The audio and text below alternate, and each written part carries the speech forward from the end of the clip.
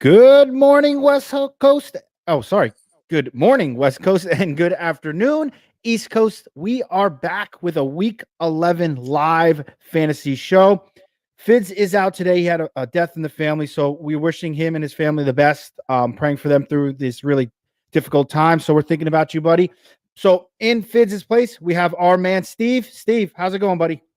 Good. Excited for another week of action in the NFL. Looking forward to helping you guys with your fantasy football questions.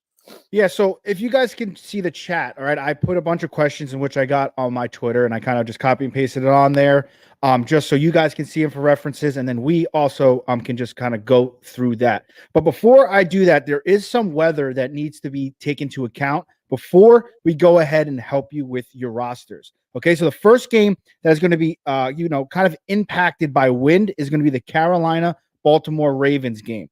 Okay, obviously, when you think of Baltimore, you think of the run game. And when you think of Carolina, currently, you think of the run game with Deontay Foreman. However, the winds are going to be gusting up to 30 miles per hour today. So it's going to have some impact, but not that much. And the reason for that is the wind is going to be blowing from goalpost to goalpost and not across the field. So that actually can help the quarterback if he's going with the wind, as long as it's not 30 miles per hour. So it's an issue, but it's not that big of an issue. The bigger issue is in the Detroit Lions, New York Giants football game. Okay, we're looking at 35 mile an hour plus winds, but the wind is going cross field in this game. So that means quarterbacks are going to see a little bit of decline this week, while Barkley is going to go way up.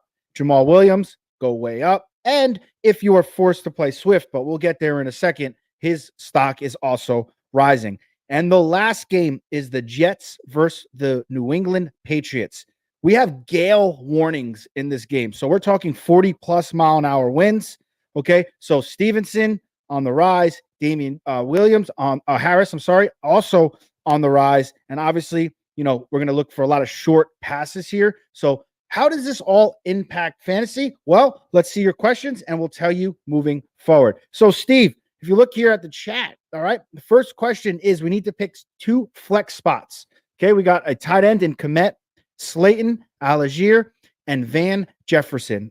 This Twitter told me that he is being crushed by Cooper Kupp's injuries as well as buys. Steve, what you got here, bud? 2 flex. Yeah, that's a tough situation. You're talking about the weather in that Giants game, which is a little bit of a concern. But I kind of like the idea of putting Slayton in there, hoping for the one big play, because all you need from him is one big play in order for him to deliver. And the other spot, I'm really torn here. I guess I would go. I think I might go with the safety valve of Cole Kmet on the Bears right now. I think that he's getting a lot more involved in that offense. So I guess if I had to choose 2 of those, I'd go Kmet and Slayton. And sorry about the Cooper Kupp injury. That is a huge bummer because the way he was playing for fantasy managers on such a terrible offense was amazing, spectacular. So, yeah, and just to touch on that Kupp, I was hurt by Cooper Kupp's injury in my my Twitter followers league that I'm in, and he went down. And it was just a matter of time. They were just using him just way too much. Obviously, if you're a fantasy owner, you were loving it, but you kind of saw it coming. Okay. You cannot get that many targets, especially the way that this guy plays football. Half of his routes are over the middle. He tends to get hit a lot. He doesn't run out of bounds very often. It was only a matter of time where somebody was going to roll on an ankle or something was going to happen to him. And unfortunately, it did. So how do you kind of pivot from there? According, in terms of the Rams, right? We don't know who's going to step up at the wide receiver position, right? We're just not sure. Is it going to be Van Jefferson, Robinson? Is it going to be Ben? I can never say his last name. Skorsky. I guess it's my Jersey accent. It just doesn't allow me to say that last name. But you know who I'm talking about. Do you know how to pronounce that last name? Skowronek? That's it. Skowronek. That's it. So who's going to be the guy? So I'm going to let you guys know in daily fantasy football, I am starting Skowronek in all leagues. And the reason for that is he's super cheap. He's at like $5,600 on FanDuel. I really like that in terms of a potential, right? We could if he gives me 9 to 11 points, I'll be thrilled at that price point. So I am starting him in daily fantasy. But in terms of this question at the flex spot, I think you are absolutely correct with Slayton. I really like Slayton this week. He's been coming on for the Giants, and I really think that, his big playability, like you said, is huge. So I'm going with Slayton here.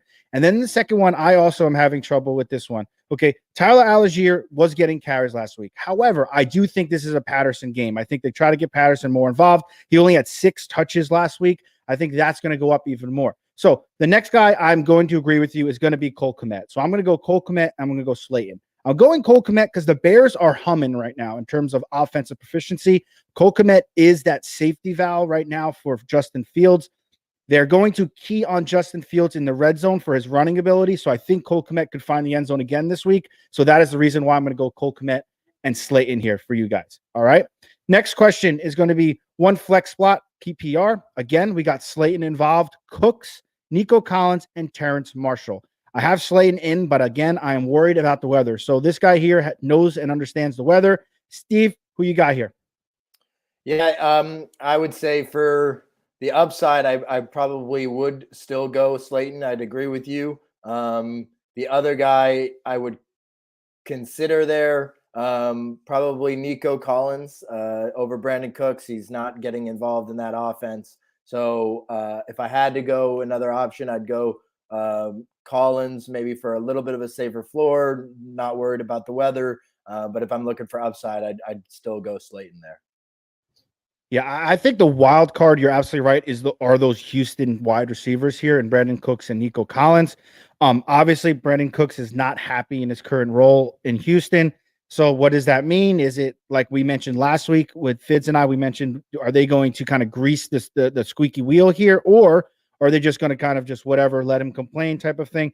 I am going to stay with Slayton here. I just think Slayton's upside, like we had mentioned previously with the last question, is just perfect right now. The New York Giants have nobody else in the passing game besides Slayton and obviously Barkley. So I'm going to go Slayton here and pray for a nice long 50-yard pass down the sideline, which he seems to be catching on almost a weekly basis.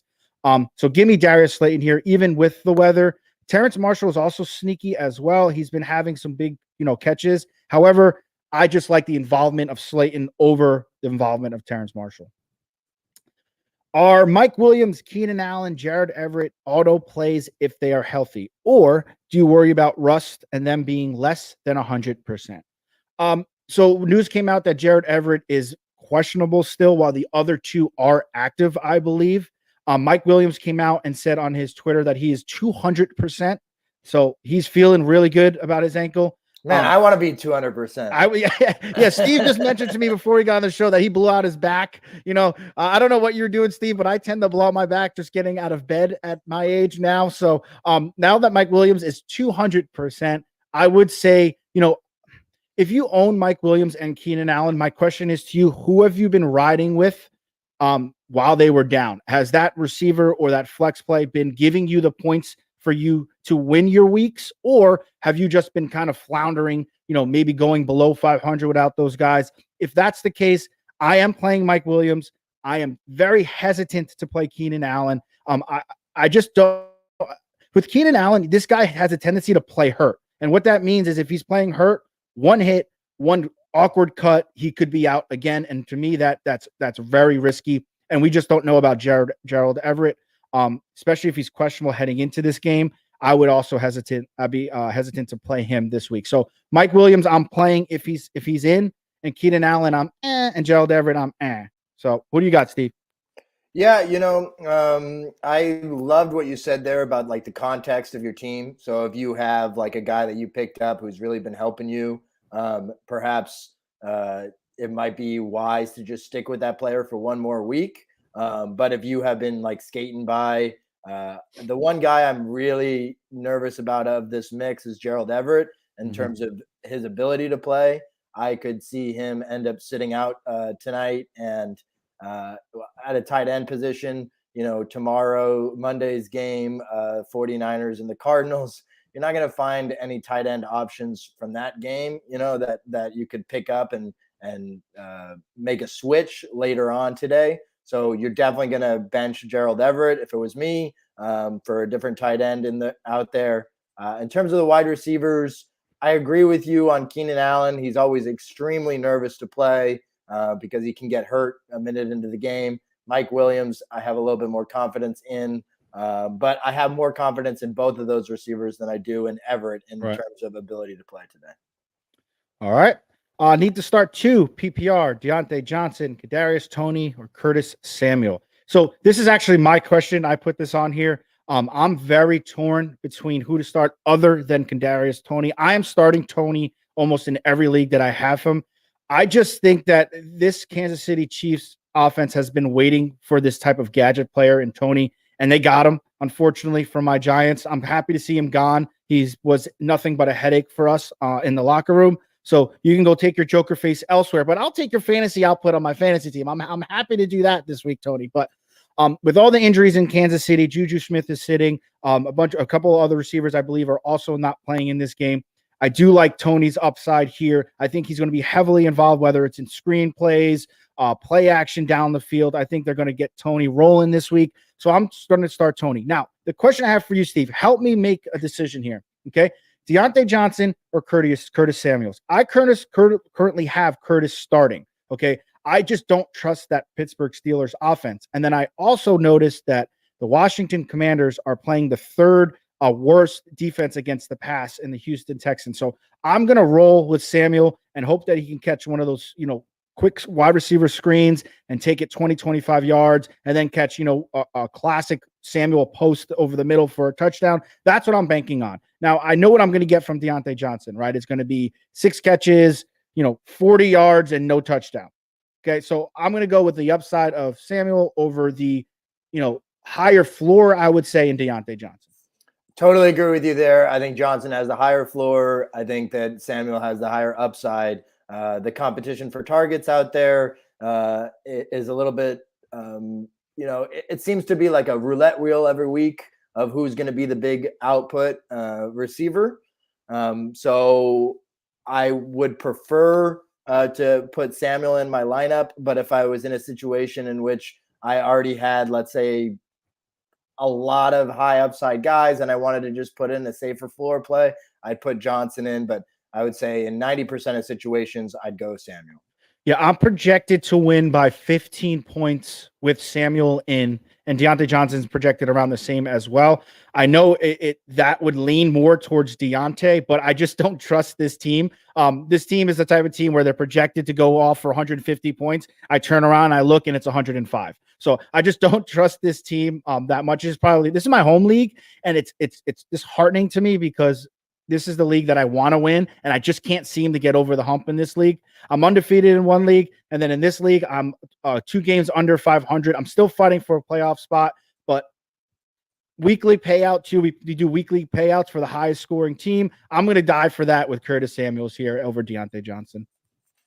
I like it. Yep. Next question, again, involves Mike Williams, and then we have Isaiah Pacheco. This is a very interesting question, okay?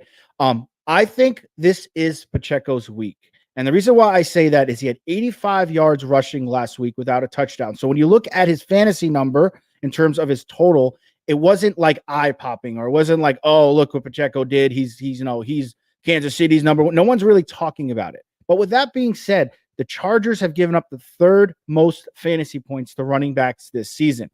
With the receivers that are injured, like I just mentioned in Kansas City, I could see a little bit more Pacheco this week. I could see a Pacheco touchdown this week as well. So I lean Pacheco over a quote-unquote 200% Mike Williams.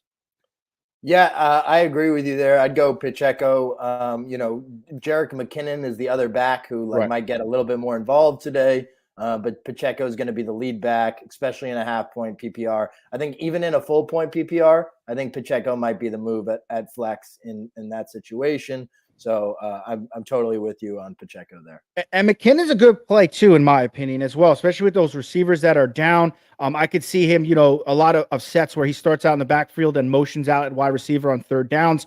He's been getting involved a lot. He had 6 catches last week. So I think that stays the same, if not becomes more in terms of receptions with all those receivers being down this week. So he's actually a sneaky play as well, especially in full-point PPRs. Keenan Allen, Elijah Mitchell, Donovan People-Jones, and a half-point PPR. This question to me is also very interesting and tough to answer. Elijah Mitchell is getting 50%. He was back last week and got 50% of the carries with CMC now involved in the San Francisco offense. They came out this week and they said that this is going to be a trend. He's going to split carries with CMC. I think that's a really good move. I have CMC in my fantasy team. I don't like to hear that. But in terms of if you're a San Francisco fan, I love this because you are keeping your best player in CMC healthy for your playoff run, right? Elijah Mitchell is no slouch in the run game either. He's a very productive running back. So I lean Elijah Mitchell here in a half-point PPR. If I were to pick the other two, I'm going to go with Donovan People-Jones. I think his big playability over Keenan Allen's availability is key in this one. So I'm probably going to go Donovan People-Jones over Keenan Allen. So in order, I got Mitchell, Peoples-Jones, and then Keenan Allen in half-point PPR. Yeah, I'm going to go a slam dunk on Elijah Mitchell here. I could see this game being a total blowout by the 49ers. And I could see them doing it on the ground. That's what I see. I see Christian McCaffrey and Elijah Mitchell both having great games. Perhaps it lowers CMC ceiling, unfortunately, slightly. But I still would be, extremely confident to play Christian McCaffrey in all leagues. Yes, sure, slight dip in the ceiling, but I think even with a shared backfield, he has the ability to have explosive plays anytime he's on the field. He opens up the offense in an insane way. Even when he's not the guy who's being targeted on a play, he's the decoy who allows other players to take advantage. So totally confident CMC and Elijah Mitchell absolutely as well. The 49ers are the best running team in the NFL, have been for some time. So definitely Elijah Mitchell. If I had to choose between the other two, I mean, if we knew that Keenan Allen was going to play the whole game, maybe I would go Keenan Allen. But I agree with you on the health thing, and Donovan Peoples-Jones is healthier.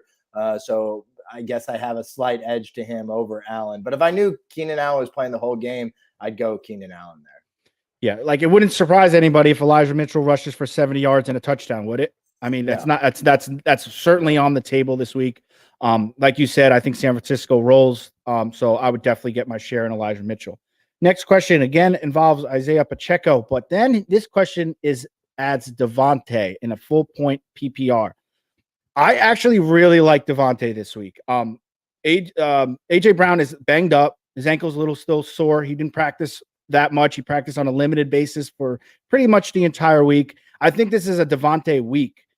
They don't have their tight end in Goddard anymore. So I think Devontae is going to be more heavily targeted as well this week.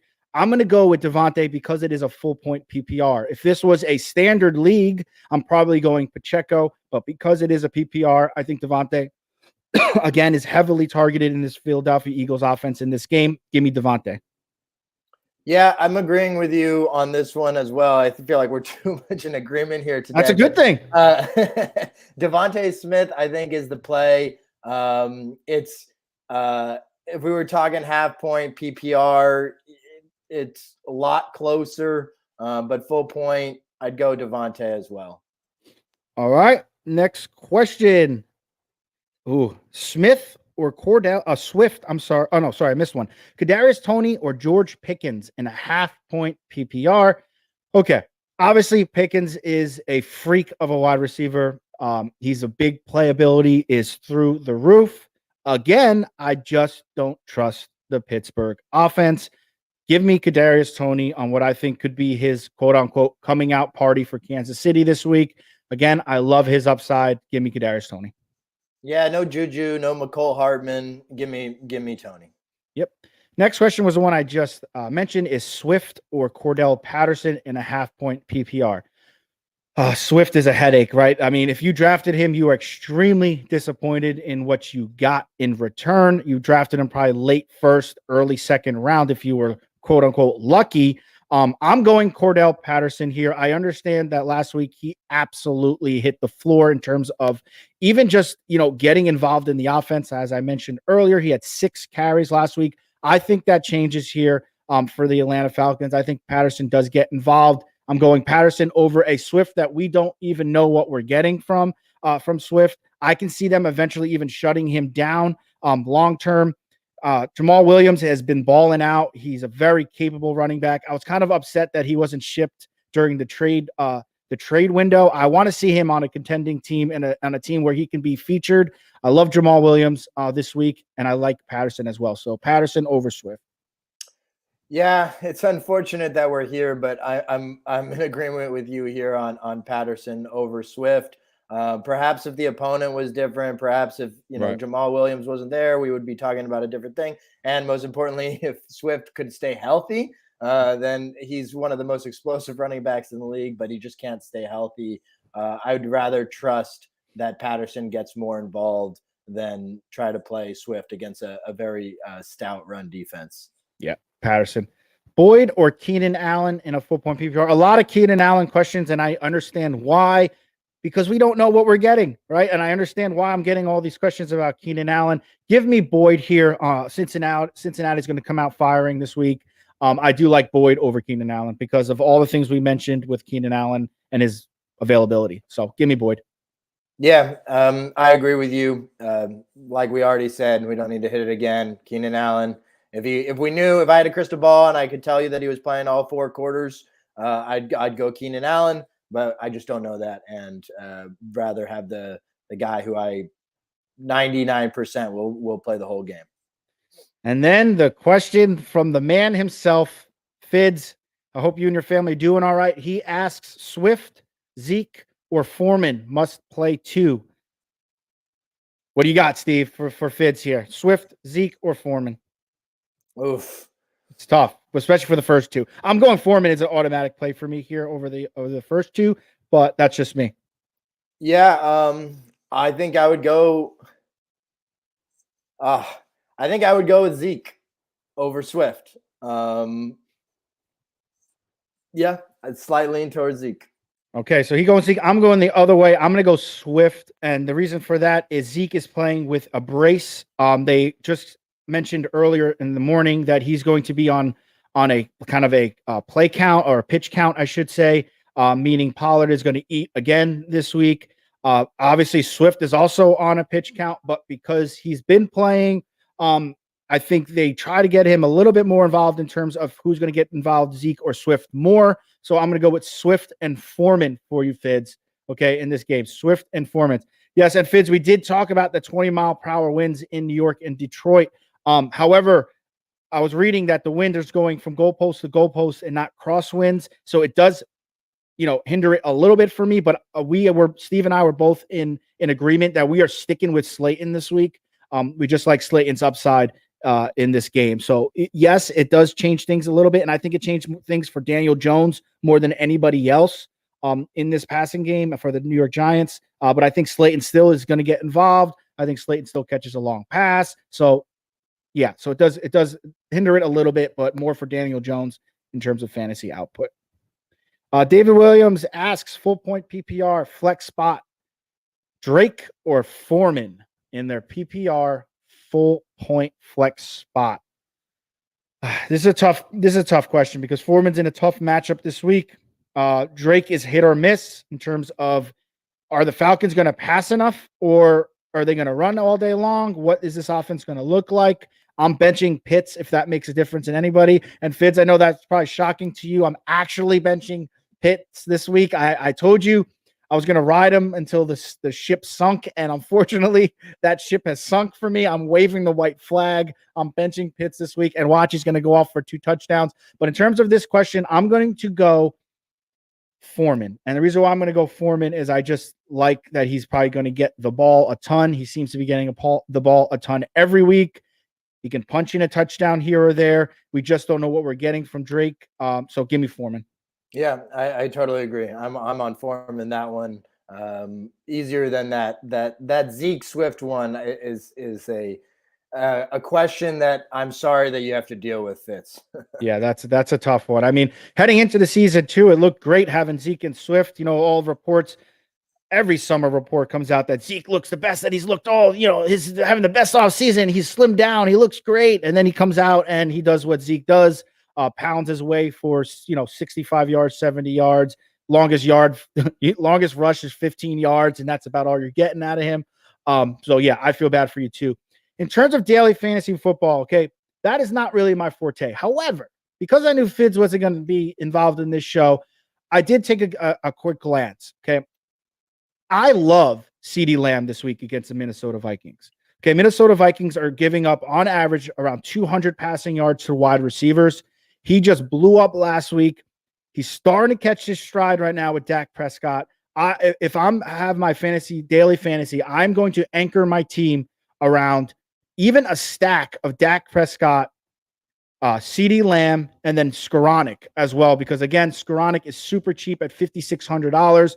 I like what I can get out of him. Like I said, if I'm getting 10 points, book it for me all day long at that price point. But I'm looking to anchor my team this week with Dak Prescott, CeeDee Lamb, Ben Skoranek, and then I really love either Saquon Barkley or Cooks for the Minnesota Vikings. The Cowboys are having major issues stopping the run. Vikings are not happy that they are underdogs at home with one loss, which is beyond me. Vegas must know something. I'm staying away from that game if I'm betting it. I'm staying away from that game in general. But for fantasy purposes, Cooks could roll this week. So those are the guys that I'm kind of anchoring my lineups around this week in daily fantasy sports. Yeah, and I'll toss out one. Yeah. One of our great writers. We do every week we write fantasy previews, fantasy recaps, and one of our great writers this week talked about a guy on the Eagles who I assume is absolutely dirt cheap in DFS, and that's the tight end Grant Calcaterra, I believe is how you pronounce it. I guess he was. Went to University of the same college as Jalen Hurts. So maybe Grant Calcaterra could be a very low budget option for you guys so that you could squeeze in some high value plays, high price guys who can really deliver, and maybe he ends up finding a way to get into the end zone. I've never heard of that guy before at all. And those are the sneaky plays, right, that you want in daily fantasy. You want to have those sneaky plays that nobody else has in their lineup, because that's how you win, especially in those buy in for $5, win 1.5 million. Those are the type of leagues that you want to have these sneaky plays. Is that a receiver or tight end? What is that guy? Tight end. So he'd be taking over for Dallas Goedert. They have another tight end on their roster who's definitely outplayed him, outsnapped him this season, but he's more of a blocking tight end. And this guy is more of a receiving tight end. So I could see him getting in the mix. And yeah, like you said, this is like a GPP big tournament play. This is not like a cash game play, like low number of people in the tournament. This is huge tournament. Put a shot in the dark on him and just hope that he delivers with a touchdown. All right, you heard it here first. Start whatever his name is, and then you'll be good. We had another question from Brandon Peralta. He asked Mike Williams, Deontay Johnson, Tyler Boyd, or Michael Pittman. Ugh. So as we mentioned before with Deontay Johnson, we know what we're getting from him. His floor is there. His ceiling is non-existent, meaning that his floor seems to be his ceiling currently. And I don't like that Pittsburgh offense. Mike Williams, quote unquote, 200%. Michael Pittman should see a whole lot of Darius Slay this week. That kind of scares me because Slay got torched last week against the Commanders for a lot of long plays. I think he comes out and balls out this week. So that kind of hinders Pittman's upside for me. I'm going Tyler Boyd here for the Cincinnati Bengals for a start one. I don't know if this is a full PPR league or not, but I do like Boyd's upside, whether it is a half point or even a full point. I do think Pittman does get his points. I think Mike Williams, again, is a shot in the dark. We don't know what we're getting from him because he's coming back from injury. Is he a decoy? Is he really 200%? I'm not sure. And then Deontay Johnson, as I just mentioned, you're going to get your 8, 9, 10 possible points, and that's probably going to be it. Now, give me Tyler Boyd's potential upside here in the Cincinnati offense. Yeah, I like the call of Tyler Boyd. I think I'll lean slightly towards Michael Pittman. I think that if I had the choice, I had to play one of those four guys, I'd play Pittman, regardless of full point or half point PPR. He'd be my guy. Believe in the talent. I know that it's been a very rough season for him compared to expectations. But I would go with Pittman out of those four.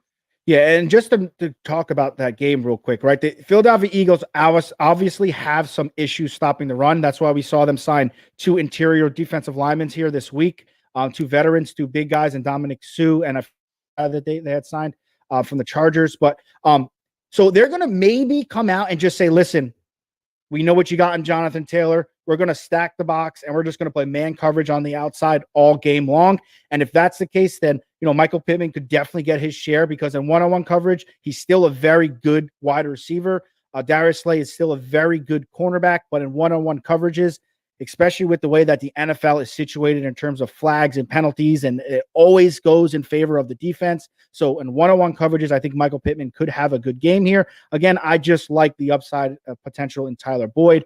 I do think both those guys do have decent weeks, though. If what happens defensively for the Eagles happens as in terms of stacking the box and man coverage, then Pittman, I think, could also eat this week as well. All right. Any other questions for us? If so, please make sure you put it in the chat. I do have a question for you, Steve. Okay. The Justin Fields train is humming. Okay. Everybody's all over Justin Fields. Okay. What do you think he does this week? Does he continue this onslaught of absolute monster fantasy football numbers, or does he kind of come back to life a little bit for the Chicago Bears this week? It's a very good question. If I was to bet on Fields, let's say top 6 quarterback, let's just put a number out, finish this week as the top 6, I would bet against that. I would bet that he comes back down to earth. If I was, let's say, top 9 quarterback, I think I would bet against that. I think that we're going to see a Falcons team come out. I believe they're coming off 2 losses. I could see the Falcons actually surprise some people and win that game against the Bears. I do still think that Fields has a great fantasy floor.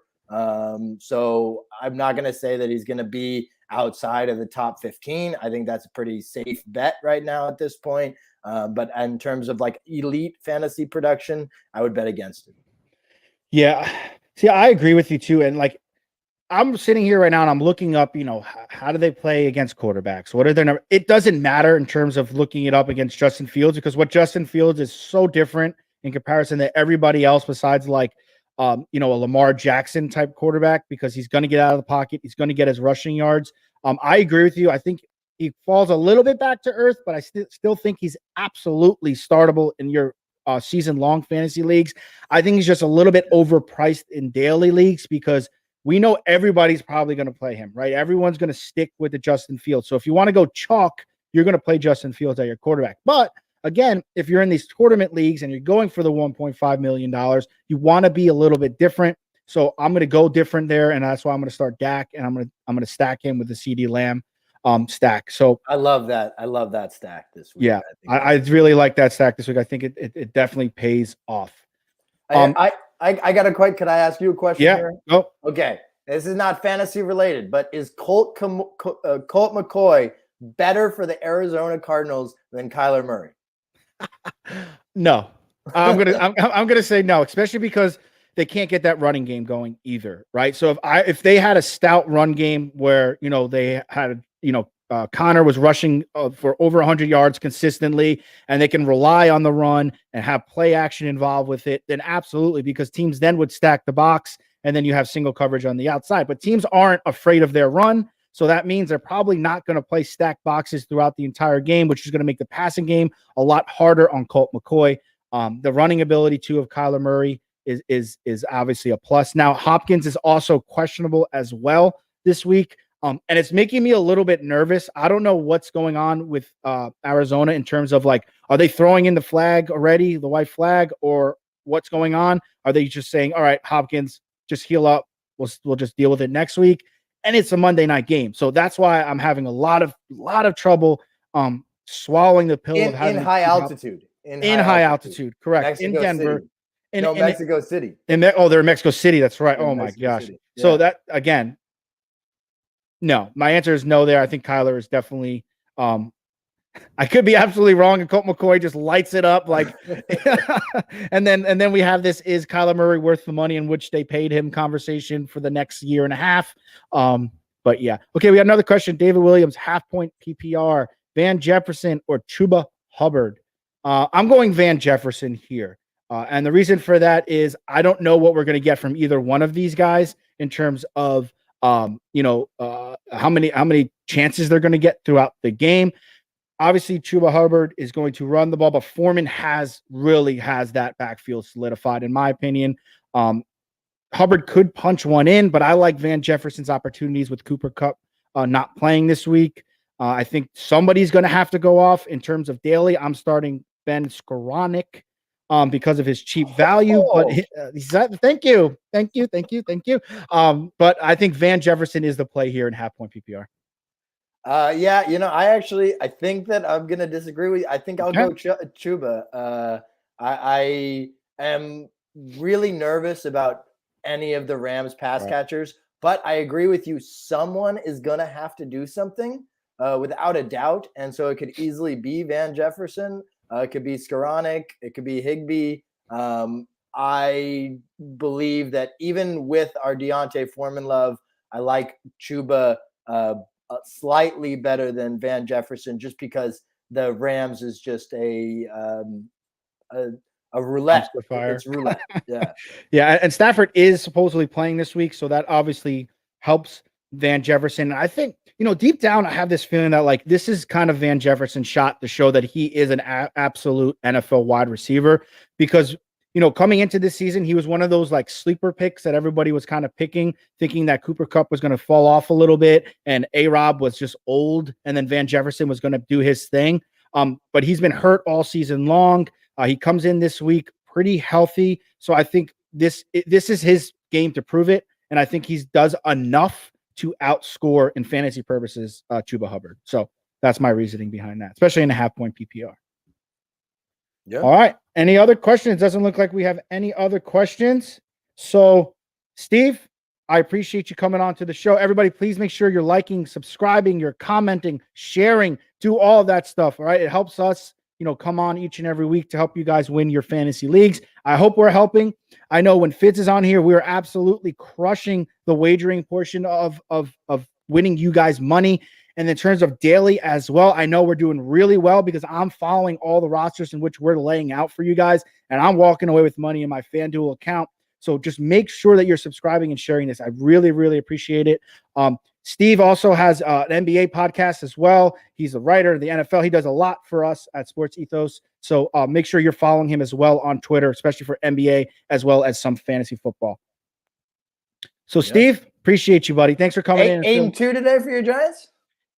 Yeah, Giants got this again. All right. It's just amazing. Like I walk into work every Monday. I'm like, we won again. Like we continue to win. It's phenomenal. The culture change. I'm going to New York City. I'm visiting my family in a couple weeks. I'm super excited to get there. But I'm excited to see the Giants shirts walking around New York City again. It's gonna feel good. I'll probably see some Jets jerseys walking around too. It's New York has got a different feel to it. I'll tell you what you won't see. You won't see any Knicks jerseys of any current players on the team. Come on. You hurt my soul. It's so funny. I'm going to mention this real quick and then we'll sign off. There's nothing. You guys can sign off if you want, but I'll sit in my car and I literally just watch Knicks games every night, unfortunately. And my daughter, who's 4 years old, knows we're going to New York. So she's sitting in the back car. She goes, Dad. She goes, and she whispers something. She goes, can we go watch the Knicks? I go, what do you mean can we go? You want to go watch the Knicks? She goes, I want to go watch the Knicks. So for you, Steve, I'm going to go to the Knicks game and hopefully they win that game. And I will be wearing a Knicks jersey to that game, but it'll probably be a John Starks jersey. It won't be anybody current. I don't like this team at all. RJ Barrett stinks. He can't shoot. He's shooting 25% in the last 4 games. He's horrendous. But yeah, that's as you can tell, I'm pretty passionate about my Knicks, unfortunately. I guess we all are as Knicks fans. But at least I'm not a Nets fan. Let's put it that way. All right, guys. So that's it for week 11. I wish you guys the best of luck. We'll see you guys here next week for week 12.